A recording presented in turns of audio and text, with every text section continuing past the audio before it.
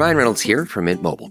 I don't know if you knew this, but anyone can get the same premium wireless for $15 a month plan that I've been enjoying. It's not just for celebrities. So do like I did and have one of your assistants switch you to Mint Mobile today. I'm told it's super easy to do at mintmobile.com/switch. Upfront payment of $45 for 3-month plan, equivalent to $15 per month required. Intro rate first 3 months only, then full price plan options available. Taxes and fees extra. See full terms at mintmobile.com.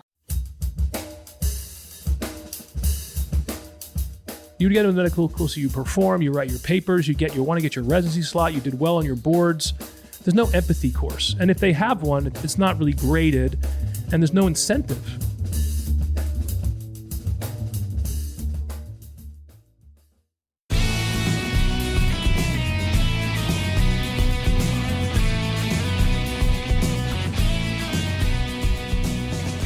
From Off Script Media, I am Matthew Zachary, and this is Out of Patience.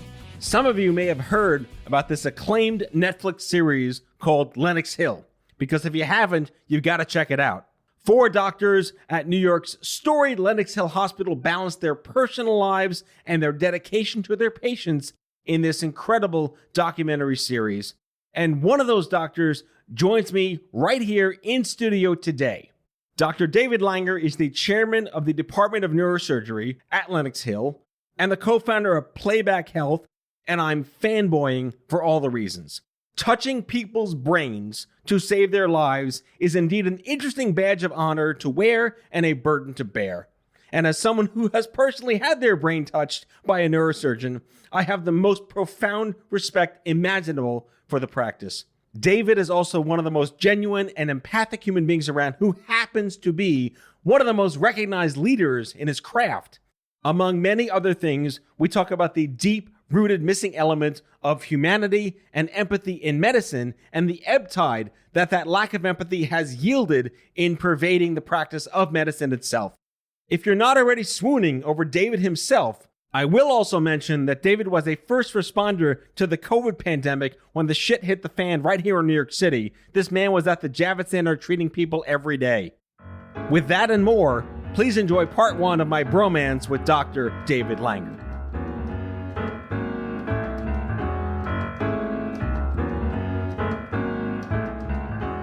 Dr. David Langer, I'm actually staring at you. You're in the room. It's COVID. We're taking our precautions. You're kind of a doctor, so I think you know what you're doing. And you're also the second neurosurgeon I've ever spoken to, the first of whom saved my life. So what are you going to do for me? Well, first off, I'm 6 feet with you with a mask off, so I hope I don't infect you. That would be bad for your track record, because you've been pretty good so far. Trying. I'm just thrilled. I'm really thrilled. We were introduced through a mutual friend, and like I said, I've only known one neurosurgeon who saved my life, and I've been living in the brain space for 25 years, and it's an awkward, weird little niche market to be a part of. And then I got introduced to you. We had dinner. We mishpacht. We bromanced very quickly, and it's just fascinating to see, A, how far neurosurgeons come, but just to have a man of your expertise in front of me who's touched other people's brains, being someone who's had his brain touched in all the right ways. I had gloves on. So you were 9, and you said, I want to be a neurosurgeon and touch brains and be a Netflix star. Exactly. Go, start your story. Exactly. What drove you to medicine? You know? Yeah, well, we know each other. What drove you to medicine? It was sort of an inevitability. I see with my daughter now, my grandfather and my father were both physicians, and I, from a very early age, my mother has pictures of me with a stethoscope around my neck as a 2 or 3 year old. So, these things start young probably. I think, often people can veer off as they get into more of the nitty gritty of what that takes. We're born maybe with an aspiration in ourselves, but ultimately it requires that you sample other things perhaps, or ensure that you can actually be successful. And I never really had problems with the kind of gold star stuff you have to go through as a pre-medical student, medical student, or as a resident. It came naturally to me, and probably because I'm genetically programmed to do this somehow.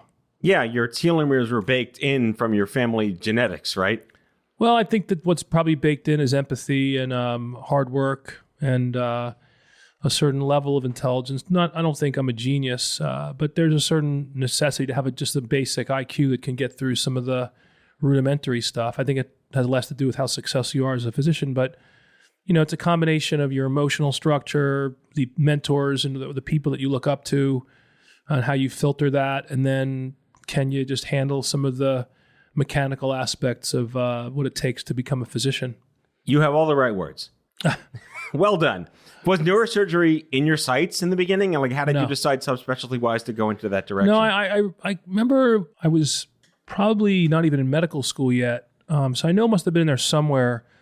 When I went to summer camp, and my counselor came to visit us when he was interviewing for plastic surgery fellowships. He's about 6-7 years older than me. And so I must have been in college and thinking about what I was going to do when I go to medical school. And I mentioned neurosurgery to him. He said, "Why would you do that? Everybody dies. It's horrible. You're too nice. You can't do that." So you're too nice. I don't think it really. My dad had a stroke, and I took a year off. I went to Cambridge in England between college and medical school, and I came home for winter break. And the night I came home, my father had a stroke, and that was a searing experience. I was home for a month. I was supposed to go back after 2 weeks, ended up staying home for I think a month and a half. I flew back to England the day the Challenger blew up in 1986. So I remember that event. So I remember the exact day when I came home and the exact day when I went back to England, which is just so bizarre that these two, one obviously an international tragedy and the first more of a local personal tragedy. At the time, I hadn't started medical school. When I got to medical school, I wanted to be like my dad. I thought I wanted to be a cardiologist. And I did have an innate kind of attraction to neuroanatomy. Neuroanatomy is separate from just gross anatomy. You study the brain separately, and as opposed to gross anatomy where you do everything below the head or the face and the head. And I really like neuroanatomy, not thinking I want to be a neurosurgeon. But then my father's illness, he never really recovered. He lived but didn't recover. He had a dense weakness on the left side. And I got very comfortable with neurological illness. In people who are weak, who have a deficit, sometimes it's, people shy away from them. They don't want to hold the weak arm. There's almost an innate sense of, that's makes me uncomfortable. And I very rapidly became comfortable with neurological disease.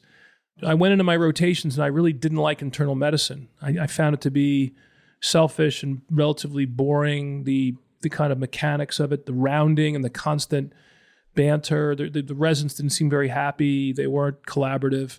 And I'm by nature a collaborative person. Wait, is that traditional or was that just your experience? I think it's traditional. I mean, I think that medicine itself is a very cerebral field, especially when I went to UPenn, so it was a very Ivy League place. A lot of, professorial people who want to improve to you how smart they are by figuring out the diagnosis. The make a diagnosis on a tough case is meditative, almost like, Talmudic sometimes. And so the input you get, and you want to prove that can be that guy. My father was like that. He was thought of as the best clinical cardiologist at UPenn, but he was also, I think he was a brilliant guy. He probably was a genius. He was known for that.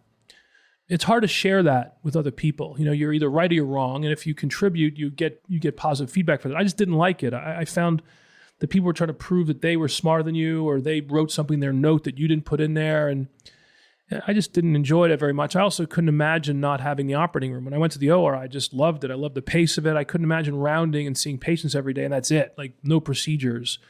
And I was, relatively athletic. I was a road crew at Penn and in England, and I liked hard work. I liked the collaboration, the teamwork.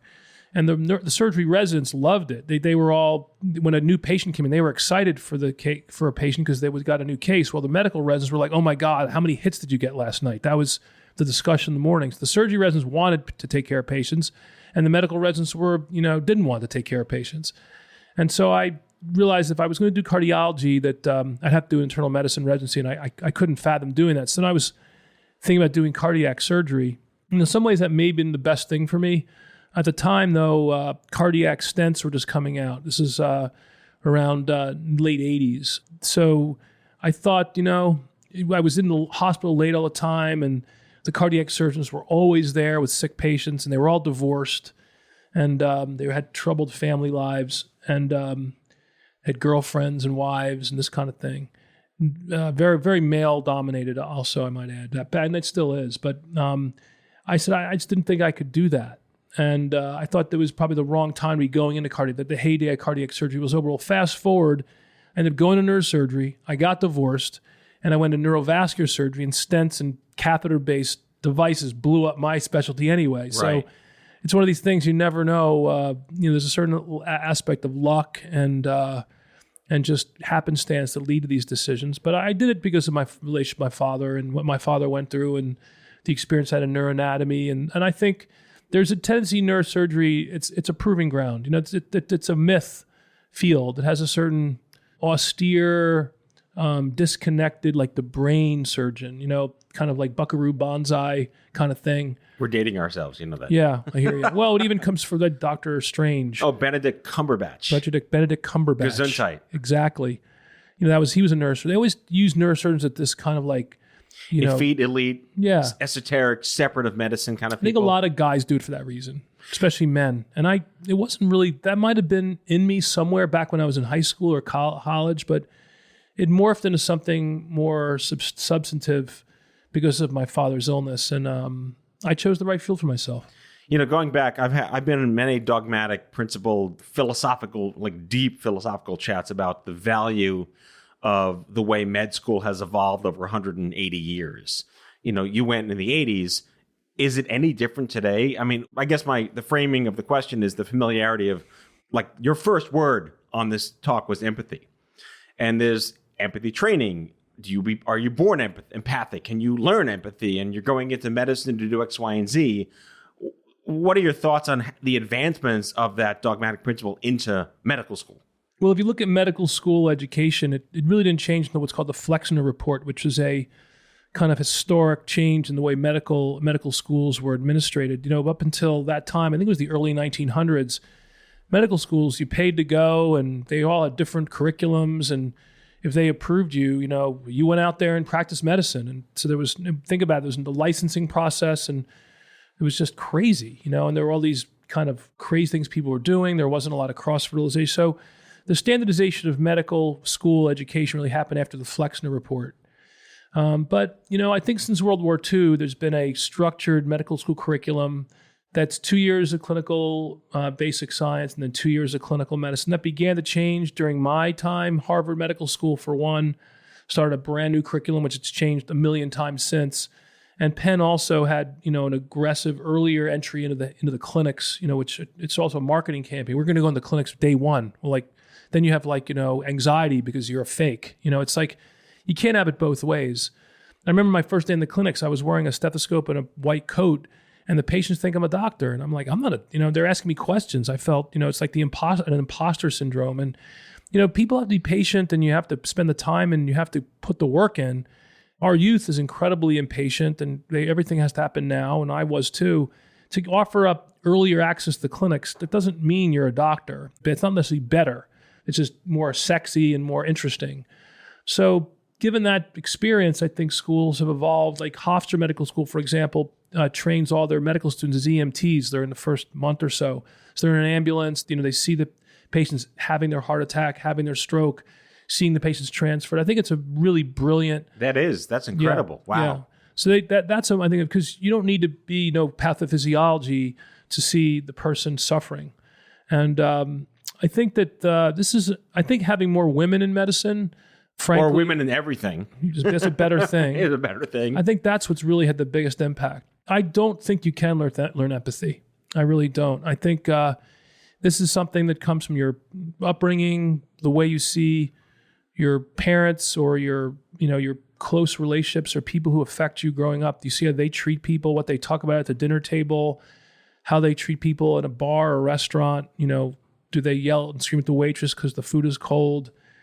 I remember one time I was at a restaurant in Miami at Joe's Stone Crab, and we were waiting for like 2 hours for our table. And we finally sit down, and we were all pissed off, and it's an expensive restaurant. The waitress comes over, and we hadn't ordered menus yet. It was totally packed. And we're sitting there, and we finally get the menus. I'm like, listen, it'd be really nice if you could just get the menus. She starts to cry. I'm like, you okay? She goes, I just got diagnosed with breast cancer this morning. I'm like, oh my God. The truth is everybody's living in their own world, and we all have our filters. And I think the trouble with doctors in general, if you're going back to that story, is every single person we come in touch with is much worse off than we are. Unfortunately, because of fee-for-service, ego, the clinical trials, academia, these things all are negative impactors on that empathy. They have to be, because if you bring those things to the point of care with you, they detract from this other stuff. And we're not taught that. I mean, you don't get through medical school thinking about this. You get into medical school, so you perform, you write your papers, you want to get your residency slot, you did well on your boards. There's no empathy course. And if they have one, it's not really graded, and there's no incentive, So to me, if anything, what gave me more empathy was my father's illness, maybe my innate personality. But if anything, as I've gotten older, and I've seen the results of, I'm a humble guy. I'm actually more humble now than I've ever been. And it's partly because I've realized that no matter how hard I've trained and how empathetic I've been, bad things happen sometimes. And you have to get used to that. And the trouble is, the more empathetic you get, it's harder to come to work and take care of really difficult problems. So if anything, as I've gotten older, I'm more afraid. And it doesn't mean I'm not a good doctor or not able to do what I'm doing, but it probably makes me a better decision maker. I really consider maybe the lesser of two evils sometimes. But empathy is not easy to teach. And I find it kind of fascinating that medical schools or healthcare systems suddenly wake up and think that's suddenly important. I mean, part of our... We have an idea. Yeah. Let's teach empathy. Yeah, I mean, and I say, look, if people aren't empathetic, they should never have gone to medical school in the first place. But if you're not empathetic, do you know? You're not. How can you be aware of not having empathy if you have no? It's like emotional intelligence is a baseline of self-awareness and how you interact with other people and your impact on society as a creature, in civilization. I wanted to go back to a quick story because when I was running Stupid Cancer, we had so many conversations about, peer-to-peer and caregiving and taking care of yourself. But there was always this cultural persona of, quote unquote, the doctor. And I feel like there's a reasonable rationale why traditional perception of the doctor is what it is. People want to avoid the doctor. We're okay going to the dentist or whatever, but it's the doctor. I don't want to know what's wrong with me. But you're in a situation where, something's really wrong with me, and I'm putting my trust in you. I look at what happened to me. This is the 90s, granted, when there really was no survivorship or caring for the patient. It was very binary and biological. I was a concert pianist, and my left hand didn't work, and they wanted to give me chemo that would have ruined my left hand forever, and they didn't take into consideration what mattered to me. And the only real human, and this is not to cast shade on anybody because they saved my life, all these people, but the only genuine human that I felt expressed empathy was my neurosurgeon. And that's shocking. I mean, well, he's a pediatric neurosurgeon too, so he was amazing. Yeah. But he was practicing Jew. He took off on Shabbat to meet with my parents. Like this was where he felt lucky. We got people. Your patients are lucky to have you. We lucked out in that sense. I feel. You can give me one example how being empathetic helps your career. I challenge you. Or how does it help you make more money or get ahead or how become a leader? Doesn't happen. And there's no money in it. No, there's money. There's no victory in it. Benefit. Yeah. There's if anything, there's a de-benefit because you actually have to go home at night and deal with it. And I think that in the end, I don't think it's going to change very much because the factors are shiny objects, the things we're chasing, whether it's fame or fortune as medical professionals. We're ambitious people, and we have to deal with a system that's designed to weed out the smartest people first, then train them in a way that they, learn a skill. Remember, empathy only comes into play when there's a failure. If things are going well, there's no need for it. You can just go home and congratulate yourself, and your patient can send you bottles of wine, and you feel great about yourself. And so, in general, most people do well. And in fact, the people that don't do well is when you're really needed. There's, many surgeons, in fact, especially in high-risk business like cardiac surgery or neurosurgery. From the Netflix show, I got a lot of feedback from guys who just say, I can't do that. I would never open myself up to patients. It's like a protective mechanism. It's like, I don't want to go home and worry about the patients. I want to have a happy life. I don't want to go home and bring it home to my kids or have it affect my relationship. And I think that's just an excuse. It's easier just to ignore it. And especially in high volume fields where you maybe see the patient before the surgery and then maybe once afterwards, you just completely become a robot. And I could never do that. I didn't go into medicine to be that. And if you do, a lot of people do. I mean, because medicine's super cool. Like, you can live your whole life doing cases and doing really cool cases and writing about them and telling about how great you are, and F the patients, because it doesn't really matter. And so if you're not built that way, and if you don't really allow it to grow inside you, it either never was there to begin with, or it disappears. Because the stress of the job and the reality of the world that you deal with, your shiny objects, how you're getting paid, how you're being promoted, why you're being recruited, has nothing to do ever with how empathetic you are. Maybe with the exception to your partners. And that I also think is very important. And that's a whole other discussion. But that medicine is very dog eat dog. There's a lot of internal competition, as much within a department sometimes as external. And so all in all, it's a very, very challenging business to really be a sensitive, empathetic person, despite what we should be.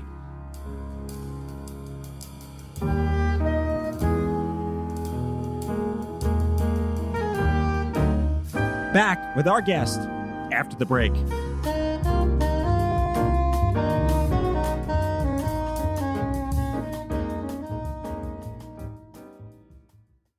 Craving your next action-packed adventure? Audible delivers thrills of every kind on your command, like Project Hail Mary by Andy Weir, where a lone astronaut must save humanity from extinction, narrated with stunning intensity by Ray Porter. From electrifying suspense and daring quest to spine-tingling horror and romance in far-off realms, unleash your adventurous side with gripping titles that'll keep you guessing. Discover exclusive Audible originals, hotly anticipated new releases, and must-listen bestsellers that hook you from the first minute. Because Audible knows there's no greater thrill than the one that speaks to you. Discover what lies beyond the edge of your seat. Start your free 30-day trial at audible.com/WonderyUS. That's audible.com/WonderyUS.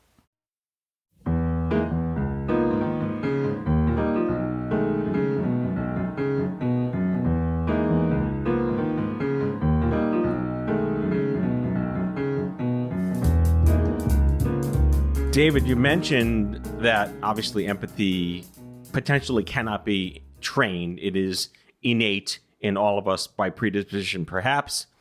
You happen to be one of those doctors that have empathy. And you mentioned before, in the other half of the show, that the unbearable lightness of being, of having empathy, means you have to carry that emotion home with you to your friends, to your family, to your internal life at 3 a.m. What are you thinking about? What have you found? What have your practices been to manage that? And that you could teach to other doctors to make sense of the madness at 3 a.m. for themselves? I think, I was just we did an interview today with a guy named Zach Iskall, who's a former Marine. I met him at Javits Center when I was there. He brought this up. I know this is the case, but you can't be so hard on yourself. And if you're really true to your ethic and true to yourself and are always trying the best you can, that's all you can do. But, there's bad luck. Things happen. I think you learn that by failing. If you were successful all the time, you wouldn't need empathy. So when you do fail, when there are complications, you have to make a choice of whether you're going to allow the empathy piece of you to grow and mature and actually feed back on you in a positive way by making you realize these things, or you reject it and you become an egomaniac and a narcissist. And I think that's why there are so many narcissistic people who are surgeons, because they just don't develop that side. That side of them is never developed. They often can't handle, they don't even look at complications. It's always some excuse. It disallows you from making yourself better, that when you fail, you have to look at yourself first. But I know that every day I come to work, I always try to do the best I possibly can. And I've made mistakes, I've hurt people, and I've done wrong. But it was never because I was doing the case that shouldn't be done, or I've been operating on somebody because I wanted to make a lot of money, or I wasn't up to the task of that operation. And that's a huge, challenge. And I think that over a period of time, remember, I'm a very different person and surgeon than I was when I first started. In fact, I'm a different person surgeon than I was before COVID and before Netflix. But the development of this piece of you is critical, in my opinion, to elevating to a different level. And I'm really grateful. I'm there. I feel almost like when you're enlightened, and you just suddenly it all makes sense. This whole experience with COVID and post-Gestalt. Yeah. I'll put it that way. But that's why this whole mantra that you have to go through when there's a problem is so important. And the trouble is now, I had a terrible complication this past month, which really accelerated this in me because it happened the same time as the attention from Netflix and the kind of the COVID experience and how that seared me. And there was a perfect time to happen. It wasn't, I'm upset it happened, but it really forced an acceleration of this kind of like self-awareness and acceptance and grief that I think is going to make me a much better surgeon, leader, and human being. You had mentioned just then and several times on the show so far about the Javits Center. And as of this taping here in August of 2020, we're amidst the COVID pandemic. Thankfully, here in New York, it's gotten a whole lot better. But at the onset in March and April, you were taken way out of your job description and offered up your services like as a total, complete, full-on first responder when they set up the Army beds at the Javits Center.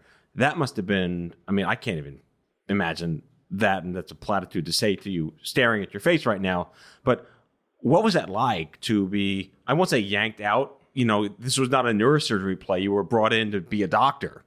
Well, I'll start this talk about perception. Yeah. And the Javits was a public, visible effort by the government. There were like 15 organizations there. The Navy, the Army, the Marines, the FEMA, the U.S. government, state government, Department of Health, you name it. There were just so many different organizations there. Northwell. So it was the public display of COVID care for the whole nation and for New York City. I had already been at Lenox Hill doing this stuff for 6 weeks. We kind of decided early on that sitting home waiting to get infected or being quarantined to wait when the neurosurgery patients came back was a huge mistake. By the first week when we went shut down, I was home. And we were on these Teams meetings and talking to the hospital and heard the volume was going up. And there was a potential for a quote-unquote redeployment to something else. And I realized, the best thing for us to do was to take control of that narrative. If we sat at home and waited to get redeployed, we might have been in some field hospital doing intake or checking temperatures. And neurosurgeons have experience with sick patients. We're comfortable with illness and death. We understand how to talk to people about difficult things. And so I said, look, what we should probably do, if we're going to be needed, we might as well need it as intensive care doctors. We got to learn about COVID first. And I hadn't managed a ventilator since I was a resident, and I hadn't known pulmonary physiology. So I quickly read about a lot of this stuff, watched a bunch of YouTube videos on managing a ventilator. Wow. But then I went in, we weren't really the primary treater, but what we did was we used Playback, our communication tool. We would round with the teams in the morning, learned to, round it. So we went through all the medical stuff and listened to decision-making, contributed time, looked at x-rays, looked at the ventilator settings, saw how patients reacted, looked at their labs. And then when we were done rounding, we would go and either make videos or call patients' families at home to let them know how they were doing. And the beauty of it is that it connected a lot of different dots. It connected my interest in using technology for empathy and for communication. Number two, when you were talking to family members, they want to know, what's his white count today? How much oxygen is he on? So you're literally looking at the medical record in front of the families, and you were forced to see the patterns of COVID. And, I learned a lot about the disease. It was like, oh, yeah, at least saw the oxygen rising or dropping or the white count going up, and you'd pick things up, and I would go back to the ICU guy, hey, did you see this morning? There's something in the lab you ought to check out. We're not idiots. And so we contributed to the care at the same time we were talking to families and using technology. It was freaking great. So we did that I did that for 5 weeks. But then the peak started to come. We weren't seeing and we realized I wasn't going to be needed to be an intensive care doctor. That we probably had enough of the intensivist and the pulmonary guys, all the guys that really trained to do that. And then Javits opened up, and when Northwell got involved, it was a goat rodeo over there. They had essentially Army docs that were trained at the theater of war, how to do trauma, who are now taking care of sick medical patients in a convention center, essentially a glorified tent. And they also had the same exact communication problem too that we were having, but to an order of magnitude more, because patients were dropped off there, didn't have identification set up, and they were setting up this whole thing from scratch. one of the women who was running it for Northwell said, Dave, maybe you should come over and try using playback over at Javits. Well, when I got there, it was such a mess. It was like the last thing they really needed was some Yahoo neurosurgeon with a mobile application to do anything. So I told Rita that I don't think I'm going to be able to make this work here. So why don't you go down to the ICU downstairs and talk to some of the Army docs? Maybe, you've had some experience with COVID, because Lenox was the tip of the spear with learning about COVID. We had got on Zoom calls with doctors from Wuhan and learned a lot about the disease really early. And they were just starting. So they were where we were like 6 weeks ago. So I realized I didn't know as much about that they did about intensive care medicine, but I knew a hell of a lot more about COVID than they did. I said, look, I'll come in, I'll do a shift. I'll do the morning shift. So I would get in around 5 o'clock and I'd work there till 2:30.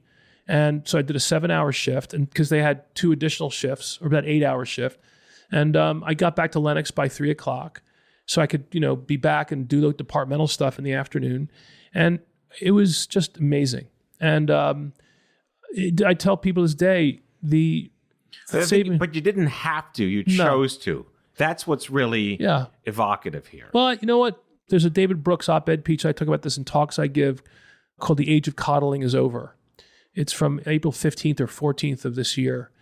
And I love David Brooks. And his thesis was that, we're too kind to our kids and they get grade inflation and helicopter parents. And it was kind of the same old hackneyed op-ed piece. When I got to the middle of it, he started talking about medical training.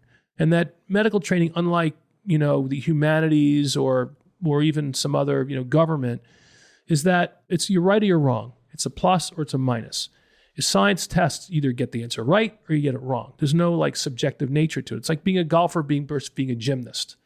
You had this many shots, you can get a little lucky, but this is how many shots you've made. Mm-hmm. Gymnast, you got some, Russian judge doesn't like you, you get a 9.1, the Russian lady gets a 10, you're screwed. Right. So in the end, I think that, reading this, he moved on to talk about the importance of grit and tenacity and courage, and that basically you train for this, that there's an element of this is what you're made to do. And to sit on my butt waiting to be told where to go just didn't sit well with me. And it didn't sit well with any of our guys.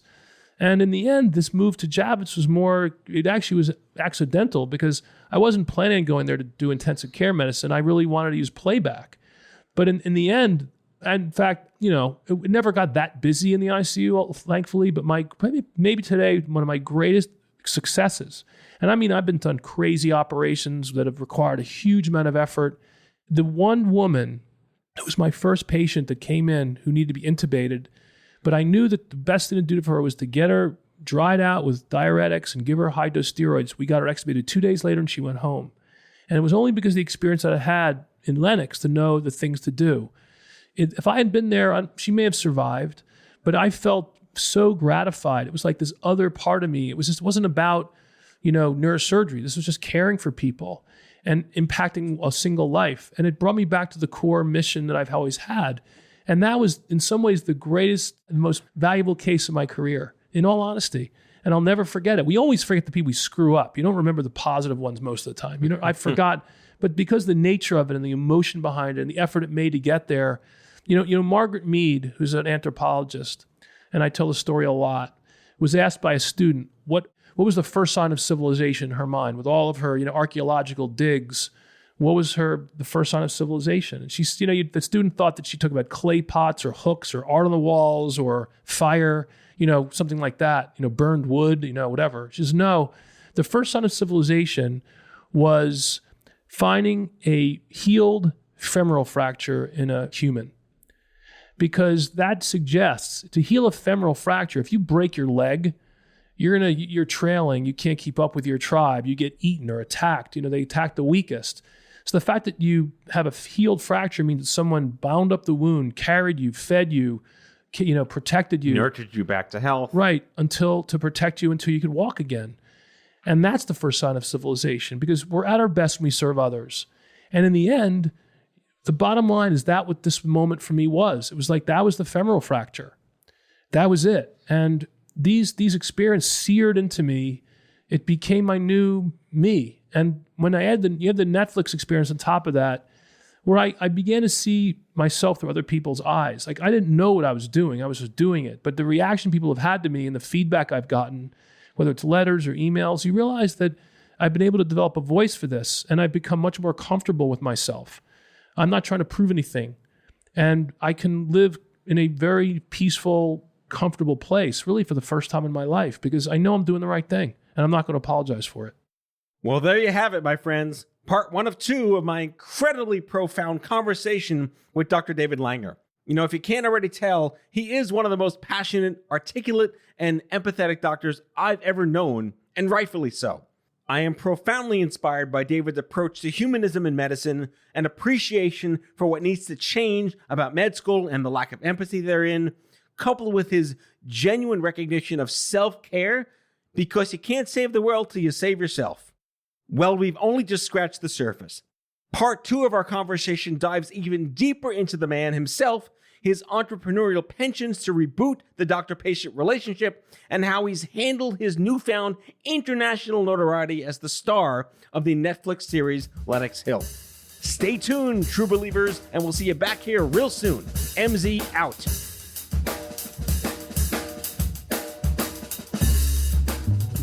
That's all for today, folks. If you like the show, be sure to subscribe, leave a review, follow us on social, and tell all your friends to listen. Out of Patience with Matthew Zachary is a product of Offscript Media. Our executive producer is Matthew Zachary. Our senior producers are Jen Horangeff and Andrew McDowell. Darren Tunn is our production intern. It is recorded, mixed, and edited by Matthew Zachary. Our theme music is by the Mike Van Allen Quintet and by Mara. For advertising and media inquiries, email media@offscript.com. Hit us up at contact@offscript.com to share comments, feedback, and make guest recommendations. For more information, visit offscript.com.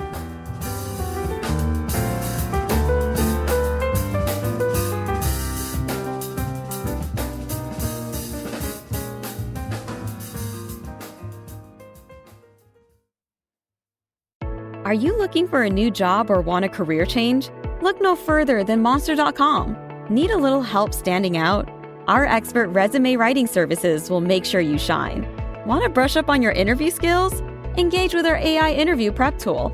Want some advice on negotiating your new salary?